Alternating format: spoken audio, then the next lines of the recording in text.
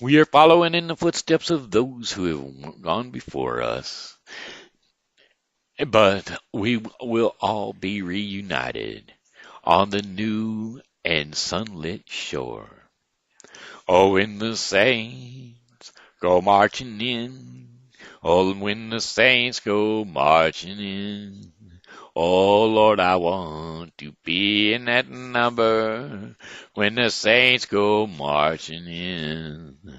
And when the sun refuses to shine, and when the sun refuses to shine, oh Lord, I want to be in that number when the saints go marching in. And when that moon, it turns red with blood, when that moon turns red with blood, oh Lord, I want to be in that number when the saints go marching in. On that hallelujah day, on that hallelujah day, oh Lord, I want to be in that number when the saints go marching in. Oh, when the trumpet sounds call, oh, when the trumpet sounds the call, oh, Lord, I want to be in that number when the saints go marching in. Some say this world of trouble is the only one I need, but I'm waiting for that morning when the new world is revealed. And when the revelation comes, when that revelation comes, oh Lord, I want to be in that number when the saints go marching in. When the saints go marching in. Hello and welcome to the Bible with Briscoe. I am your narrator, Shenandoah Briscoe, and we are going to get through the Bible in 1 year. Today is day 8, and we're going to be doing Genesis 20 through 22 and Matthew 6:19 through 34. Father, I just ask for purity in voice and recognition so that this translation may be a blessing for all of those who are listening and above and beyond a blessing for you. Abraham and Amalek. Now Abraham moved on from there into the region of the Negev, and lived between Kadesh and Shur. For a while he stayed in Gerar. And there Abraham said of his wife Sarah, "She is my sister." Then Amalek, king of Gerar, sent for Sarah and took her.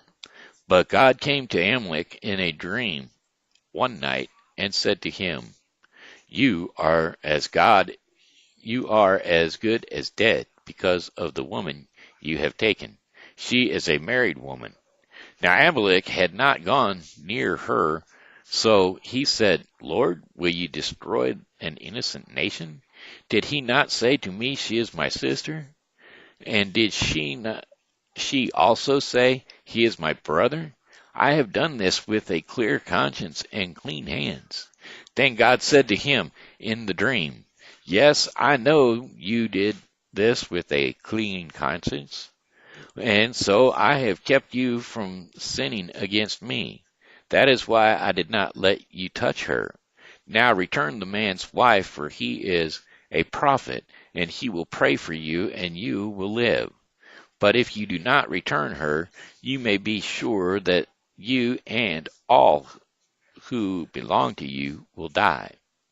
Early the next morning, Amalek summoned all of his officials, and when he told them all that what had happened, they were very much afraid. Then Amalek called Abraham and said, What have you done to us? How have I wronged you that you have brought such great guilt upon me and my kingdom? You have done the things to me that should never be done. And Amalek answered Abraham, What was your reason for doing this? Abraham replied, I said to myself, there is surely no fear of God in this place, and they will kill me because of my wife. Besides, she really is my sister, the daughter of my father through not of my mother, and she's become my wife. And when God had me wander from my father's household, I said to her, this is how you can show your love to me. Everywhere we go, say of me, he is my brother. Then Amalek brought sheep and cattle and male and female slaves and gave them to Abraham. And he returned Sarah to his wife to him. And Amalek said, my land is before you. Live wherever you like.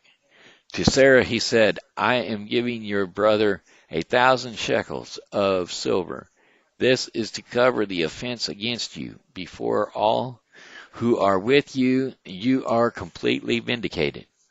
Then Abraham prayed to God, and God healed Amalek, his wife, and his female slaves, so that they could have children again. For the Lord had kept all the women of Amalek's household from conceiving because of Abraham's wife Sarah. The birth of Isaac. Now the Lord was gracious to Sarah as he had said, and the Lord did for Sarah what he had promised. Sarah became pregnant and bore a son to Abraham in his old age. At that very time God had promised him, and Abraham gave the name Isaac to the son Sarah bore him. And when his son Isaac was 8 days old, Abraham circumcised him as God commanded him. Abraham was 100 years old when his son Isaac was born to him. Sarah said, God has brought me laughter, and everyone who hears about this will laugh with me. And she added, Who have said,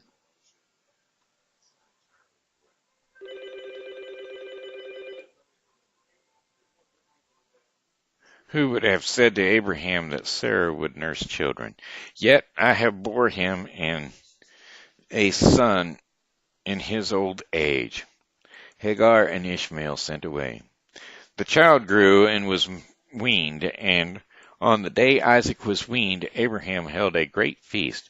But Sarah saw that the son whom Hagar the Egyptian had bore to Abraham was mocking, and she said to Abraham, Get rid of that slave woman and her son, for that woman's son will never share in the inheritance with my son Isaac.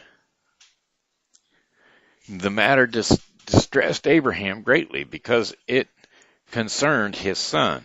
But God said to him, Do not be so distressed about the boy and your slave woman. Listen to whatever Sarah tells you, because it is through Isaac that your offspring will be reckoned. And I will make the son of the slave into a nation also, because he is your offspring. Early the next morning, Abraham took some food and a skin of water and gave them to Hagar. And he set them on her shoulders and then sent her off with the boy. She went on her way and wandered in the desert of Beersheba. When the water in the skin was gone, she put the boy under one of the bushes. Then she went off and sat down about a blowshot away, for she thought, I cannot watch the boy die. And as she sat there, she began to sob. God heard the boy crying, and the angel of God called to Hagar from heaven and said to her, What is the matter, Hagar? Do not be afraid. God has heard the boy crying as he lies there. Lift the boy up and take him by the hand, for I will make him into a great nation. Then God opened her eyes, and she saw a well of water. And so she went and filled the skin with water and gave the boy drink. a drink. God was with the boy as he grew up. He lived in the desert and became an archer. And while he was living in the desert of Paran, his mother got a wife for him from Egypt. The treaty between Beersheba. At that time, Amalek and Phicol, the commander of his forces, said to Abraham, God is with you in everything you do. Now swear to me here before God that you will not deal falsely with me or my children or my descendants. Show to me the country where you now reside as a foreigner, the same kindness I have shown to you. And Abraham said, I swear it. Then Abraham complained to Amalek about a well of water that Amalek's servants had seized. But Amalek said, I do not know who has done this. You did not tell me, and I heard about it only today. So Abraham brought sheep and cattle and gave them to Amalek, and the two men made a treaty. Abraham set apart 7 ewe lambs from his flock. Then Amalek asked Abraham, what is the meaning of these 7 ewe lambs you have set apart by themselves? He replied, accept the 7 lambs from my hands as a witness that I dug this well. So that place was called Beersheba, because the 2 men swore an oath there. And after the treaty had been made at Beersheba, Amalek and Phicol, the commander of his forces, returned to the land of the Philistines. Abraham planted a tamarisk tree in Beersheba, and there he called on the name of the Lord, the eternal God. And Abraham stayed in the land of the Philistines for a long time. Abraham tested. Sometime later, God tested Abraham. He said to him, Abraham, here I am, he replied. Then God said, take your son, your only son, whom you love, Isaac, and go to the region of Moriah. Sacrifice him there as a burnt offering on a mountain I will show you. Early the next morning, Abraham got up and loaded his donkey. He took with him 2 of his servants and his son Isaac. When he had cut enough wood for the burnt offering, he set out for the place God had told him about. Only on the 3rd day, Abraham looked up and saw the place in the distance, and he said to his servants, stay here with the donkey, while I and the boy go over there. We will worship, and then we will come back to you. Abraham took the wood for the burnt offering and placed it on his son Isaac, and he himself carried the fire and the knife. As the 2 of them went on together, Isaac spoke up and said to his father Abraham, Father, yes, my son, Abraham replied. The fire and wood are here, Isaac said, but where is the lamb for the burnt offering? Abraham answered, God himself will provide the lamb for the burnt offering, my son. And the 2 of them went on together. When they reached the place God had told him about, Abraham built an altar there and arranged the wood on it. He bound his son Isaac and laid him on the altar on top of the wood. Then he reached out his hand and took the knife to slay his son. But the angel of the Lord called out to him from the heavens, Abraham, Abraham. Here I am, he replied. Do not lay a hand on that boy, he said. Do not do anything to him. Now I know that you fear God, because you have not withheld from me, your son, your only son. Abraham looked up, and there in a thicket he saw a ram, caught by its horns. He went over and he took the ram and he sacrificed it as a burnt offering instead of his son. So Abraham called that place, the Lord will provide. And to this day it is said, on the mountain of the Lord it will be provided.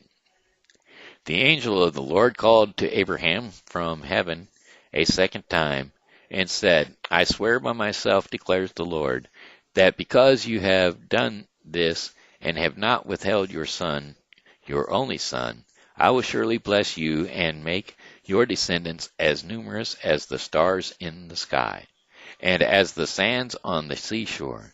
Your descendants will take possession of the cities of their enemies, and through your offspring, all nations on the earth will be blessed, because you have obeyed me. Then Abraham returned to his servants, and they set off together for Beersheba, and Abraham stayed in Beersheba, Nahor's son.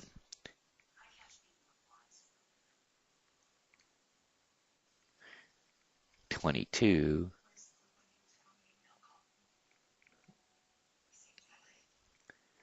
22:20. Okay.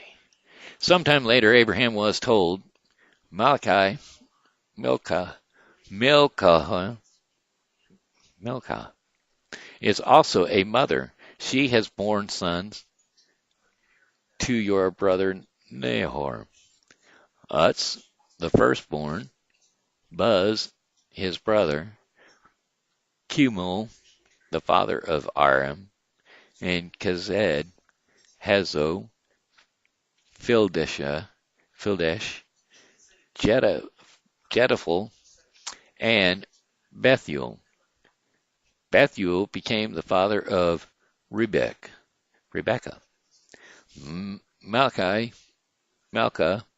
bore these 8 sons to Abraham's brother Nor. His concubine,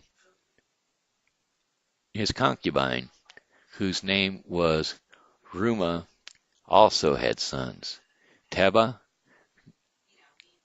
Jeham, Tehesha, and Makkah. Okay, there we have Genesis 20 through 22. Now we're going to move into Matthew 19 through 36, treasures in heaven. Do not store up for yourselves treasures on earth, where moths and vermin destroy, and where thieves break in and steal. But store up for yourself treasures in heaven, where moths and vermin do not destroy, and where thieves do not break in and steal. For where your treasure is there your heart will be also. The eyes of the lamp of the body. The eye is the lamp of the body. If your eyes are healthy, your whole body will be full of light. But if your eyes are unhealthy, your body will be full of darkness. If then the light within you is darkness, how great is that darkness? Now no one can serve two masters. Either you will hate one and love the other, or you will be devoted to one and despise the other. You cannot serve both God and money. Do not worry. 25. Therefore I tell you, do not worry about your life, what you will eat or drink, or about your body, what you will wear. Is not life more than food, and the body more than clothes? Look at the birds of the air. They do not sow or reap or store away in barns, and yet your heavenly Father feeds them. Are you not much more valuable than they? Can any one of you be worrying and add a single hour to your life? Can any one of you, by worrying, add a single hour to your life? And why do you worry about clothes? See how the flower of the field grows. They do not labor or spin. Yet I tell you that not even Solomon in all of his splendor was dressed like one of these. If that is how God clothes the grass of the field, which is here today and tomorrow is thrown into the fire, will he not much more clothe you? You of little faith. So don't worry, saying, what shall we eat? Or what shall we drink? Or what shall we wear? For the pagans run after all these things, and your heavenly Father knows that you need them. But seek first the kingdom and his righteousness, and all these things will be given to you as well. Therefore do not worry about tomorrow, for tomorrow will worry about itself. Each day has enough trouble of its own. And that concludes today's reading of the Bible with Briscoe. So we will see you tomorrow with, let's see, what will we be doing tomorrow?